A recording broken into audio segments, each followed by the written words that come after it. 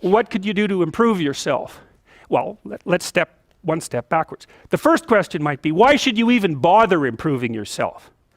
And I think the answer to that is something like, so you don't suffer any more stupidly than you have to.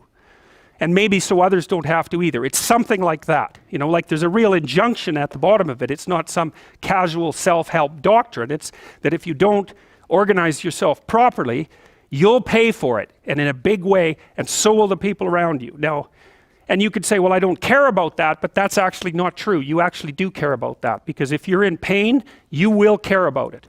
And so you do care about it, even if it's just that negative way, you know. It's very rare that you can find someone who's in excruciating pain who would ever say, well, it would be no better if I was out of this. It's sort of pain is one of those things that brings the idea that it would be better if it didn't exist along with it. It's incontrovertible. So you get your act together so that there isn't any more stupid pain around you than necessary. Well, so then the question might be, well, how would you go about getting your act together? And the answer to that, and this is a phenomenological idea too, it's something like, look around for something that bothers you and see if you can fix it.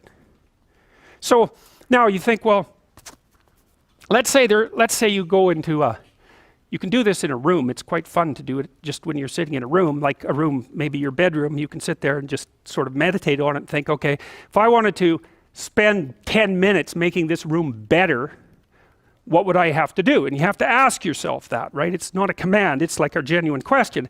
And things will pop out in the room that you know, like there's a stack of papers over there that's kind of bugging you, and you know that maybe little order there would be a good thing, and you know, there's some rubbish behind your computer monitor that you haven't attended to for like 6 months, and the room would be slightly better if it was a little less dusty and the cables weren't all tangled up the same way. And like if you allow yourself just to consider the expanse in which you exist at that moment, there'll be all sorts of things that'll pop out in it that you could just fix. And you know, I might say, well, if you were coming to see me for psychotherapy, the easiest thing for us to do first would just be to get you to organize your room. You think, well, is that psychotherapy? And the answer is, well, it depends on how you conceive the limits of your being. And I would say, start where you can start. You know, if something announces itself to you, which is a strange way of thinking about it, as in need of repair, that you could repair, then hey, fix it. You fix 100 things like that, your life will be a lot different. Now, I often tell people too, fix the things you repeat every day, because people tend to think of those as trivial, right? You get up, you brush your teeth, you have your breakfast, you know, you have your routines that you go through every day. Well, those probably constitute 50% of your life. And people think, well, they're mundane, I don't need to pay attention to them. It's like, no, that's exactly wrong. The things you do every day, those are the most important things you do.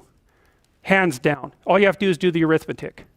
You figure it out right away. So 100 adjustments to your broader domain of being, and there's a lot less rubbish around, and a lot fewer traps for you to step into. And so that's in keeping with Jung's idea about erasing once you've got your mind and your emotions together, and once you're acting that out, then you can extend what you're willing to consider yourself and start fixing up the things that are part of your broader extent. Now, sometimes you don't know how to do that. So you might say, imagine you're walking down Bloor Street and there's this guy who's like alcoholic and schizophrenic and has been on the streets for 10 years. He sort of stumbles towards you and, you know, incoherently mutters something. That's a problem. And it would be good if you could fix it, but you haven't got a clue about how to fix that. You just walk around that and go find something that you could fix, because if you muck about in that, not only is it unlikely that you'll help that person, it's very likely that you'll get hurt yourself.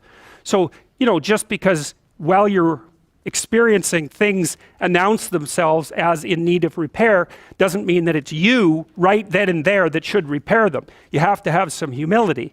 You know, you don't walk up to a helicopter that isn't working and just start tinkering away with it.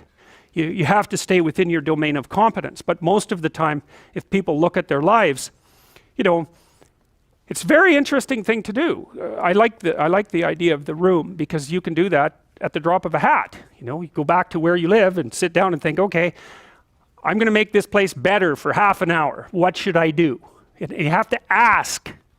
And things will just pop up like mad. And it's partly because your mind is a very strange thing. As soon as you give it a name, a genuine aim, it'll reconfigure the world in keeping with that aim. That's actually how you see to begin with. And so if you set it a task, especially, you have to be genuine about it, which is why you have to bring your thoughts and emotions together, and then you have to get them in your body so you're acting consistently. You have to be genuine about the aim, but once you aim, the world will reconfigure itself around that aim, which is very strange. And it's technically true. You know, the best example of that, you have all seen this video where you watch the basketballs being tossed back and forth between members of the white team versus the black team, and while you're doing that, a gorilla walks up into the middle of the video and you don't see it. It's like, you know, if you thought about that experiment for about 5 years, that would be about the right amount of time to spend thinking about it. Because what it shows you is that you see what you aim at. And that, man, if you can get one thing through your head as a consequence of even being in university, that would be a good one. You see what you aim at. And so because one inference you might draw from that is, be careful what you aim at, right? What you aim at determines the way the world manifests itself to you. And so if the world is manifesting itself in a very negative way, one thing to ask is, are you aiming at the right thing? Now, you know, I'm not trying to reduce everybody's problems to an improper aim. People get cut off at the knees for all sorts of reasons. You know, they get sick, they have accidents. There's a random element to being, that's for sure. And so you don't want to take anything, even that particular phrase, too far.